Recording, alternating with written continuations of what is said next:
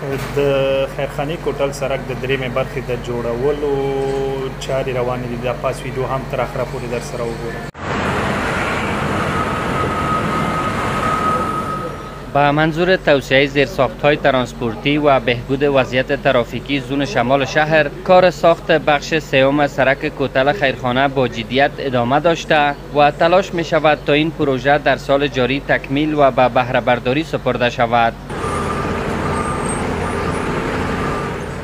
واقعا شاروالی را خدا عزت بده، خدا خیرش بده، اجر و آخرت نصیبش بکنه. این شاروال کابل از وقتی که می اومده پارک‌ها را جور کرد، سرک‌ها را جور کرد. ما منایس یک باشنده کابل از این تشکری میکنم، واقعا خوش هستم. خدمت زیاد کرد. همین پیسه را اگه از ما میگیره، به خصوص ما خودم یک خانم دارم، از این مک مسئول میگیره، ما ازش خوش هستم. به خاطر که میگیره پس مصرف میکنه. خدای را خیر بده، زنده باشه.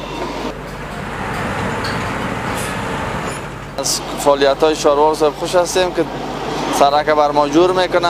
قبلا مشکلات در اینجا زیاد ازدحام بوده، حالا که سرک جور شه ان شاء الله خوب میشه، ازدحام دیگه مشکل مردم رفع میشه. این سرک به طول 3647 متر و عرض 27 متر از چهارراهی سرای شمالی آغاز و تا سر کوتل در مربوطات نواحی 11 و 17 شهر کابل امتداد می‌یابد. عملیات ساختمانی آن از سوی ریاست کار، حفظ و مراقبت شاروالی کابل پیش برده می شود. بخش سوم سرک کوتل خیرخانه شامل اعمار آبروها، پلچک‌ها، پیاده‌روها، گلدان‌ها، دیوارهای استنادی، سیستم تنویر، پارکینگ‌های موازی، خط‌اندازی جاده، نصب علائم ترافیکی و سایر عناصر مورد نیاز یک سرک معیاری است.